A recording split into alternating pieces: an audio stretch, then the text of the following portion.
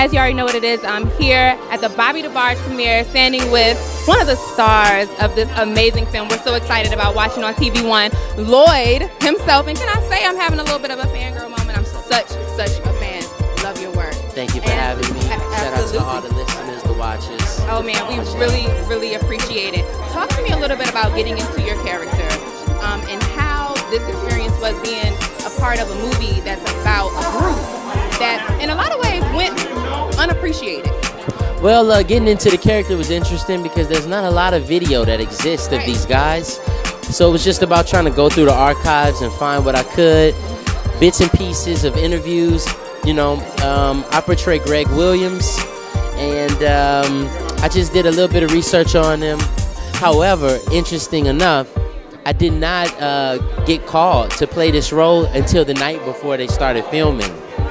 And I actually didn't receive my script until the morning of filming. Oh, so we really gonna be watching for your talents. We're gonna really be watching now that you done gave us that inside information. So to prepare for my role, I think it was a lot of faith, a lot of letting go of my fear, and following the ones that was around me to help me, like Russ and like Ro. Yeah, I know they had your back. Now, was Switch a group that you were inspired by? Because you have the perfect voice to play in this movie. So Bobby DeBarge is definitely an inspiration behind my falsetto, my love for falsetto.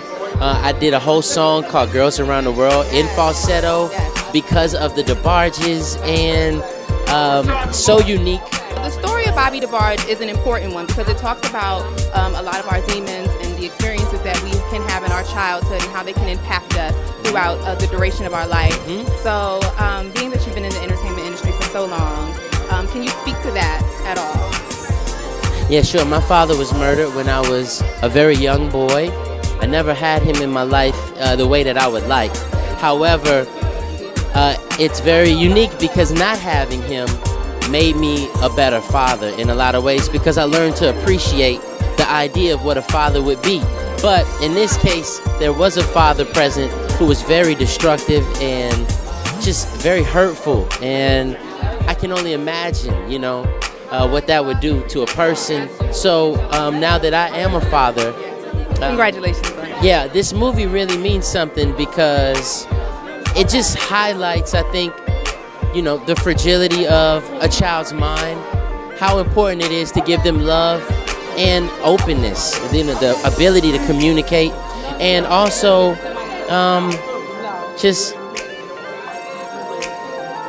yeah, I mean, it's a very dark and deep movie, and it just makes you really thankful, I think. Well, it's definitely great to have you a part of it. I've always loved watching your interviews because you give so much and you speak so openly, and I really appreciate that about you. So thank you for taking a moment to chat with us. Thanks for having me.